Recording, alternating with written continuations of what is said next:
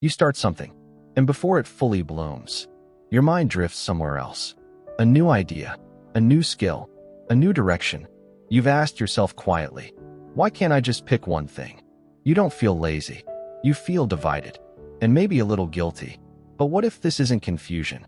What if it's architecture? You watch people who seem certain. They choose one path, one career, one identity, and they go deep. Meanwhile, you collect interests like constellations. Psychology, design, business, music, philosophy. Each one feels real. Each one feels like you. Over time, this begins to affect your identity. When someone asks, what do? You hesitate, because your brain doesn't organize life in straight lines. It organizes in networks. Cognitive science calls this high associative thinking, a brain that rapidly connects distant ideas. It's often linked to openness to experience in personality theory. But in a world that rewards specialization, a networked mind can feel like a defect.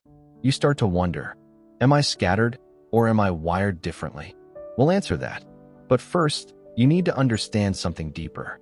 Your pattern is not random. It's adaptive.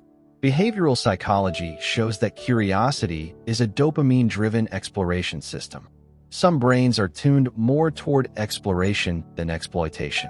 Exploitation means going deep into one resource. Exploration means scanning the environment for new possibilities. Neither is superior, but most systems reward exploitation. So explorers feel behind. You're not broken.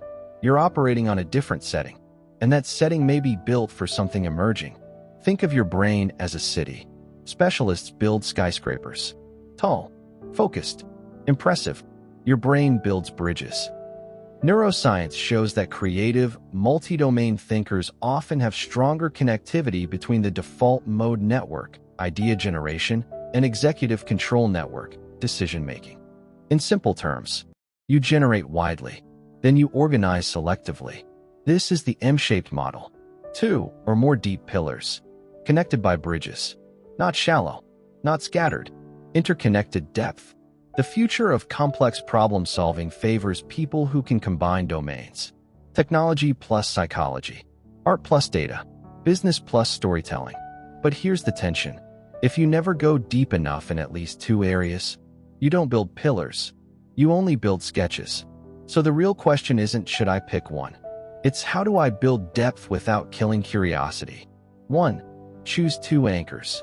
What to do? Pick 2 interests you commit to developing deeply for the next 2 to 3 years. Why it works? The brain reduces cognitive overload when constraints are introduced. Decision fatigue decreases. Focus increases. Example, instead of 7 random skills, you choose psychology and video editing. Visual, notebook with 2 words written clearly. 2. Schedule exploration time. What to do? Dedicate 10 to 20% of your week to new curiosities. Why it works? Dopamine systems need novelty. If you suppress exploration fully, motivation drops. Example, Saturday evenings are for learning something completely new. 3.